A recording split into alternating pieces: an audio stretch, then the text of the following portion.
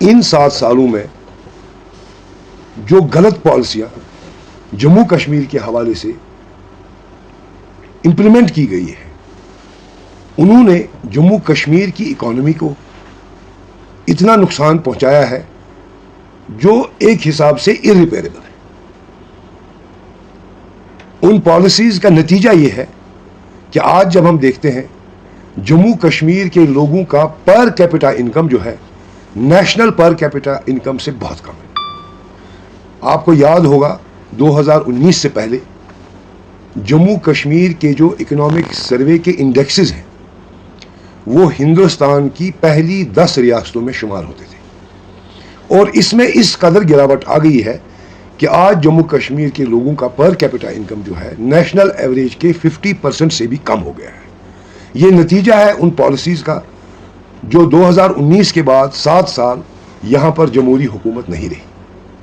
اور مجھے یاد ہے ہمارے چیف منسٹر صاحب نے ایک بار پبلکلی یہ کہا تھا کہ جتنے بھی آرڈر ان 7 سالوں میں جموں کشمیر کے حوالے سے ہوئے ہیں ہم ان کو ریوزٹ کریں گے جب ہم اقتدار میں آئیں گے، کیونکہ اس وقت ان کو بھی یہی لگتا تھا کہ ان کی غلط پالیسیوں کی وجہ سے جموں کشمیر کو تباہی کے دہانے پہ پہنچایا گیا ہے۔ آج کا جب ہم بجٹ دیکھتے ہیں اور آج جو میں نے صورتحال بیان کی جموں کشمیر کی، اس صورتحال کے لیے یہ جو بجٹ پیش کیا گیا ہے یہ موزوں نہیں ہے۔ ایک ان یوزول سچویشن ہے جموں کشمیر کی، اکانومی کولیپس ہونے کے کگار پر ہے، اور ایک آرڈینری سا بجٹ جس میں کوئی ویژن نہیں ہے، جس میں کوئی پلاننگ نہیں ہے، جس میں کوئی رزلٹ کی امید نہیں ہے، اس قسم کا بجٹ پیش کرنا جموں کشمیر کے لوگوں کے لیے لاسٹ نیل ان دا کافن کے برابر ہے۔ ہماری امیدوں کے برعکس، جموں کشمیر کے لوگوں کی امیدوں کے برعکس جو ہم نے ان 7 سال سہا ہے، یہی ایک وجہ تھی کہ یہاں کے لوگ الیکشن چاہتے تھے، اپنی حکومت چاہتے تھے، تاکہ جو نقصان ان 7 سالوں میں یہاں پہنچا ہے اس کا ازالہ کیا جائے اور لوگوں کی زندگی جو ہے وہ بہتر کی جائے۔ کوئی اندازہ ہی نہیں اس سرکار کو ہے کہ انہوں نے کس ذمہ داری کو کاندھا دیا ہے، ایک ان یوزول سرکمسٹانس ہے جموں کشمیر کا۔ اس کے لیے ایکسپرٹائز چاہیے تاکہ جموں کشمیر کے لوگ ان پریشانیوں سے باہر آ جائیں۔ اتنی بڑی ذمہ داری اپنے کندھوں پہ لے کے لوگوں نے اتنا بڑا مینڈیٹ دے کے کتنا لائٹلی وہ اس مسئلے کو لے رہے ہیں، وہ یہ بجٹ ہم کو دکھاتا ہے۔ جو بجٹ انہوں نے کل پیش کیا، بجٹ کی طرف آئے تو ہماری سب سے بڑی پرابلم جو ہے وہ ان ایمپلائمنٹ کی ہے۔ تو کون سا ٹھوس قدم جو ہے اس بجٹ میں آپ لوگوں کو دکھتا ہے کہ اس ان ایمپلائمنٹ کو ایڈریس کر رہا ہے؟ ہمارے یہاں ڈرگز، ہمارے یہاں ڈپریشن، ہمارے یہاں پرچیزنگ پاور کی کمی، اگر دیکھا جائے تو ان سب کا لب لباب جو ہے وہ ان ایمپلائمنٹ ہے۔ یہاں کی جو بھی ترمیم یہاں کے قانونوں میں 2019 کے بعد ہوئی ہے، وہ اٹیک یہاں کے جابز پر ہوا ہے، وہ اٹیک یہاں کی اکانومی پر ہوا ہے، وہ اٹیک یہاں کے بزنس پر ہوا ہے، لیکن اس بجٹ میں اس چیز کو کہیں ایڈریس نہیں کیا گیا ہے۔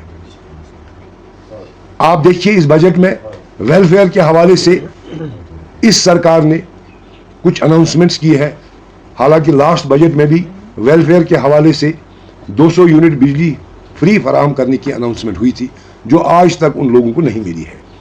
آج بھی AAY کیٹیگری کے لیے 6 سلنڈر مفت کی اناؤنسمنٹ ہوئی ہے۔ ہم امید کرتے ہیں کہ بجلی کے 200 یونٹوں کی طرح ان کے ساتھ نہ ہو، ان کو یہ 6 سلنڈر جو ہے ملے۔ حالانکہ اگر AAY کیٹیگری کو دیکھا جائے تو 1.5% پاپولیشن ہے وہ جموں کشمیر کی، ایک بہت چھوٹی پاپولیشن ہے جن کے لیے یہ ویلفیئر اسکیم جو ہے اناؤنس کی گئی ہے۔ امید تو یہ تھی یہاں پر جو معاشی حالات ہیں جموں کشمیر کے لوگوں کے، اس حساب سے ایک بڑے طبقے کو ویلفیئر اسکیمز کی ضرورت ہے، اور یہی ہماری امید تھی۔ لیکن ہر سیکٹر کو اس گورنمنٹ نے ٹچ کیا ہے، ہر سیکٹر کی بات کی ہے، لیکن یہ جو بجٹ ہے، یہ جو بجٹ کا پیسہ ہے، جب اس کو خرچ کیا جاتا ہے تو اس امید سے خرچ کیا جاتا ہے کہ اس میں لوگوں کی فلاح اور بہبود ہوگی، لیکن मैं जिस तरह इस बजट को देखता हूं, एक तो हम पैसा भी खर्च कर रहे हैं और इससे लोगों का भला भी नहीं हो रहा है बल्कि नुकसान हो रहा है। कुछ दिन पहले ही मैं अखबार में पढ़ रहा था, महकमे बिजली ने 11 लाख मीटर लगाने का दावा किया है और साथ ही साथ ये दावा किया है कि ये मीटर लगाने की वजह से 16% हमारा रेवेन्यू जो है वो इस साल बढ़ गया है।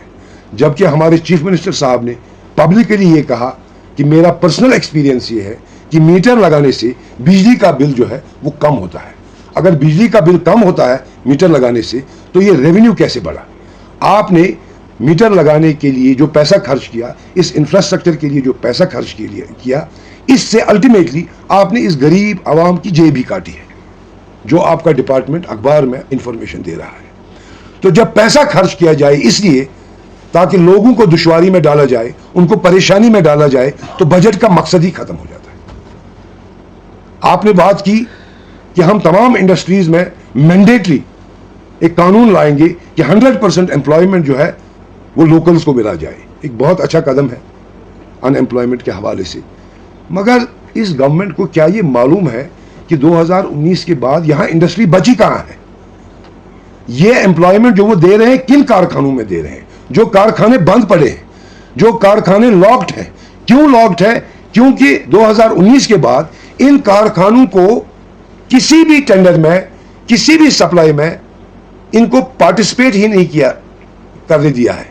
इनके टेंडरिंग के जो क्रेडेंशियल्स है, जो राइडर्स है आपके डिपार्टमेंट के, वो ऐसे हैं कि हमारी जो लोकल इंडस्ट्री है, हमारे जो लोकल कॉन्ट्रैक्टर्स है, हमारे जो लोकल वेंडर्स है, वो इसमें क्वालिफाई ही नहीं करते हैं।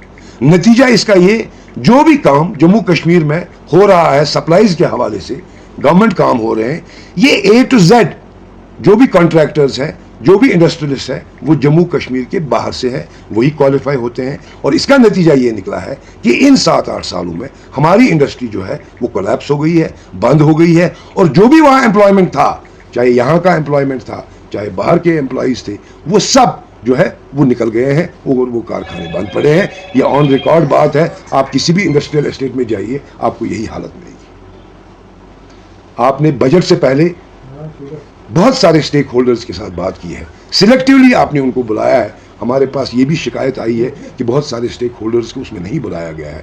उन्होंने अपनी सजेशंस इस गवर्नमेंट को दी है, लेकिन जो भी उन्होंने सजेशंस दी है उनका रिफ्लेक्शन इस बजट में कहीं नहीं देखने को मिला है। आपने टूरिज्म सेक्टर को टच किया है। आप मुझे ये बताइए, आपने टूरिज्म के लिए बहुत सारे इकदाम अनाउंस किए हैं। आपको ये मालूम है कि 2019 के बाद हॉस्पिटैलिटी सेक्टर जो है वो एक बहुत बड़ा एम्प्लॉयमेंट का जरिया है। 2019 के बाद जो रीऑर्गेनाइजेशन एक्ट यहाँ पर लागू हुआ, आज आपको भी मालूम है जितने भी होटलियर्स, गुलमर्ग, पहलगाम, सोनमर्ग, पत्नी टॉप, ये सब जो है इनके ऊपर एक तलवार लटक रही है। इनकी लीजेस एक्सपायर हो गए हैं। एक होटल को तो ऑलरेडी टेक ओवर किया है आपकी सरकार में, और बाकी होटलों पर भी ये खतरा मंडरा रहा है। आप जो पैसा गुलमर्ग की स्की स्लोप्स पर, सोनमर्ग में, पहलगाम में, पत्नी टॉप में इंफ्रास्ट्रक्चर के लिए खर्च कर रहे हैं, क्या आपको मालूम है कि जहां इन हिल स्टेशंस में एम्प्लॉयमेंट के जरिए ये होटल है जो इस वक्त खतरे की कगार पर है, जो कभी भी बंद हो सकते हैं। जिस होटल को टेक ओवर किया गया रिसेंटली, उसमें भी 60 मुलाजिम काम करते थे, वो भी अपनी नौकरी से हाथ धो बैठे हैं। और हज़ारों की तादाद में होटल है जिनके बंद होने का इम्कान है, जिनमें जितने भी लोग एम्प्लॉय हज़ारों में काम करते हैं, उनकी नौकरियां खतरे में हैं। आप किस इंफ्रास्ट्रक्चर की बात कर रहे हैं? आपने उसके बारे में क्या किया है? आपके पास क्या प्लान है? आप किस तरह उनको रिहेबिलिटेट करेंगे? आप किस तरह उनको एश्योरेंस देके कि आप एक्सपेंशन कीजिए और एम्प्लॉयमेंट जनरेट कीजिए? आप क्यों ये पैसा जाया कर रहे हैं? आप क्यों, इसको बोलते हैं अंग्रेजी में to put the horse before the cart, आप इन चीजों की तरफ क्यों नहीं ध्यान दे रहे हैं? एक मामूली सी मिसाल मैं आपको दूंगा। यहां पर ई बसेस चल रही है, ये स्मार्ट सिटी प्रोजेक्ट का एक हिस्सा है। हमारी गवर्नमेंट हर साल 72 करोड़ का नुकसान टाटा वालों को दे रही है अपने जेब से इन बसों को चलाने के लिए। और इसी ट्रांसपोर्ट सेक्टर में अगर हम अपने ट्रांसपोर्टर्स को देखें तो उनका काम खत्म हो रहा है। रिसेंटली आपने देखा उन पर टैक्स का मार, उन पर रूट